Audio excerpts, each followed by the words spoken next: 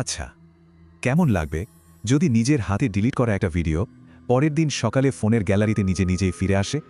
আর শুধু ফিরেই আসে না, সাথে নিয়ে আসে এমন কিছু যা আপনি রেকর্ডই করেননি। চলুন এই অদ্ভুত ঘটনার ভেতরে ঢোকা যাক আর খুঁজে বের করার চেষ্টা করা যাক ওই রাতের অন্ধকারে আসলে কি লুকিয়েছিল। গল্পের শুরুটাই হচ্ছে একটা অসম্ভব দাবি দিয়ে, একটা দৃঢ় বিশ্বাস যে যা ঘটার কথা নয় ঠিক সেটাই ঘটেছে। এমন এক সত্যি যা কোনো যুক্তিই মানতে চায় না। কিন্তু মজার ব্যাপার হলো এই যে এত অবিশ্বাস্য একটা ঘটনা, এর শুরুটা কিন্তু হয়েছিল একদমই সাধারণ আর সাদামাটাভাবে। আর ৫টা রাতের থেকে আলাদা কিছুই ছিল না, অন্তত শুরুতে তো তাই মনে হয়েছিল। ভাবুন তো একবার, রাতে বাসায় একা বোর্ডেম কাটাতে ফোনের ক্যামেরাটা অন করে এমনি একটা ভ্লগ বানানো হচ্ছে। ঘরের এদিক ওদিক কিছু আলগা কথাবার্তা, সবই খুব নর্মাল। কিন্তু কে জানতো এই সাধারণ মুহূর্তের মধ্যেই একটা অসাধারণ ভয়ের বীজ লুকিয়েছিল। তো রেকর্ডিং তো শেষ। এরপর নিচ্ছকি কৌতূহলের বশে ভিডিওটা আবার প্লে করা হলো। আর ঠিক ওই মুহূর্তেই স্বাভাবিকতার চেনা পর্দাটা যেন ছিঁড়ে গেল। বেরিয়ে এলো প্রথম অশুভ সংকেতটা।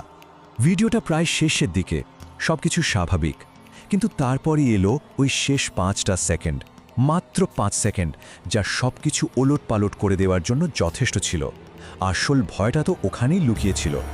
স্ক্রিনে নিজের হাসি মুখে ঠিক পেছনে দরজার পাশে ওটা কি?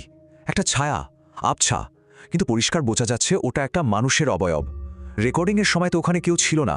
বুকের ভেতরটা এক মুহূর্তে ঠান্ডা হয়ে গেল। সব আনন্দ যেন উবে গিয়ে জমাট বাঁধা ভয় জেকে বসল।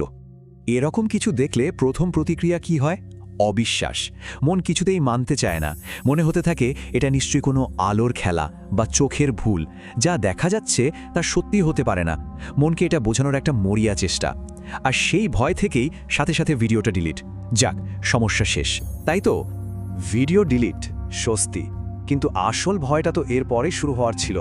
যেটাকে গল্পের শেষ ভাবা হয়েছিল, সেটাই ছিল এক ভয়ঙ্কর রহস্যের আসল শুরু। পরদিন সকাল, ফোনটা হাতে নিতেই বুকের ভেতরটা যেন জমে গেল। গ্যালারিতে ডিলিট করে দেওয়া সেই ভিডিওটা ফিরে এসেছে। এটা কি করে সম্ভব? ফোনের কোনো গ্লিচ, নাকি এর পেছনে অন্য কোনো কারণ আছে? কিন্তু সবচেয়ে ভয়ঙ্কর ব্যাপার হলো ভিডিওটা শুধু ফেরেনি, এটা বদলে গেছে। গতরাতে ছায়াটা যেখানে দূরে আর অস্পষ্ট ছিল, এবার সেটা আরও কাছে চলে আসছে, আরও পরিষ্কার। মনে হচ্ছে ভয়টা যেন এক পা করে এগিয়ে আসছে। আর এখানেই আসল ধাঁধাটা। ভিডিওর শেষে এমন কিছু ফুটেজ যোগ হয়েছে যা রেকর্ডই করা হয়নি। ক্যামেরা বন্ধ করার পরেও রেকর্ডিং চলেছে। এই অসম্ভব ঘটনার কোনো যৌক্তিক ব্যাখ্যা কি হতে পারে? যখন কোনো ঘটনার যুক্তি খুঁজে পাওয়া যায় না, তখন মন মরিয়া হয়ে উত্তর খুঁজতে শুরু করে। আর সেই খুঁজি এবার শুরু হলো। প্রথমে তো ভাবা হলো এটা নিশ্চয়ই কোনো টেকনিক্যাল সমস্যা, ফোনের গ্লিচ, বা হয়তো ক্লাউড থেকে রিস্টোর হয়েছে। কিন্তু কোনো কিছুতেই তো নতুন ফুটেজের ব্যাখ্যা মেলে না। এরপর উত্তর খোঁজা হলো ইন্টারনেটের আনাচে কানাচে। আর সেখানে পাওয়া গেল এমন সব কথা, আত্মারা নাকি ইলেকট্রনিক ডিভাইসের মাধ্যমে যোগাযোগ করে, বা কখনো কখনো ডিভাইস তার থেকেও বেশি কিছু রেকর্ড করে যা চোখে দেখা যায়। আর ঠিক তখনই একটা ঠান্ডা স্রোত বয়ে যায়। যা ঘটছে তা কোনো টেকনিক্যাল ভুল না, এটা উদ্দেশ্যমূলক। কেউ বা কিছু একটা নজর রাখছে। সেই ছায়াটা শুধু ভিডিওতে আটকা নেই, সে সচেতন। ভয়কে জয় করতে হোক বা সত্যিটা জানতেই হোক, শেষ একটা চেষ্টা তো করতেই হবে। যদি সত্যিই কিছু থেকে থাকে, তাকে ক্যামেরার সামনে আসতেই হবে। প্ল্যানটা খুব সহজ কিন্তু সাংঘাতিক। একটা খালি ঘরে ক্যামেরাটা অন করে রেখে ঘর থেকে বেরিয়ে যাওয়া, আধ ঘন্টা পর ফিরে এসে রেকর্ডিংটা চেক করা। এই মাঝের সময়ে যদি কিছু ঘটে তা ক্যামেরায় ধরা পড়বেই। ভিডিও প্লে হলো কয়েক মিনিট, কিচ্ছু নেই, খালি ঘর, নিস্তব্ধ। কিন্তু তারপর আস্তে আস্তে ঘরের দরজাটা নিজে থেকেই খুলে গেল, আর সেই ছায়ামূর্তিটা ভেতরে ঢুকল। কিন্তু এখানেই শেষ না। ছায়াটা শুধু ঘরে ঢুকলই না, সোজা ক্যামেরার সামনে এসে দাঁড়ালো এবং সরাসরি তাকালো লেন্সের দিকে, যেন ওটা জানতো ওকে দেখা হচ্ছে। আর ঠিক তখনই ক্যামেরার মাইকে একটা ফিসফিসানি রেকর্ড হলো। একটা শীতল অচেনা কণ্ঠ বলছে, তুমি আমাকে আগেই দেখেছ। কিন্তু একটা মিনিট, ঘরে তো কেউ ছিল না।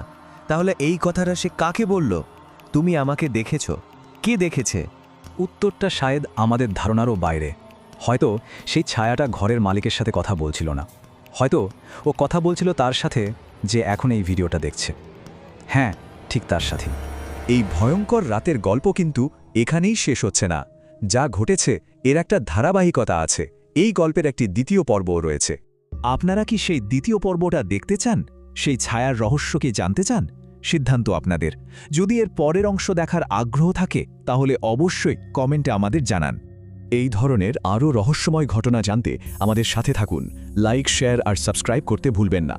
দেখা হবে পরের কোনো গল্পে। সাবধানে থাকবেন।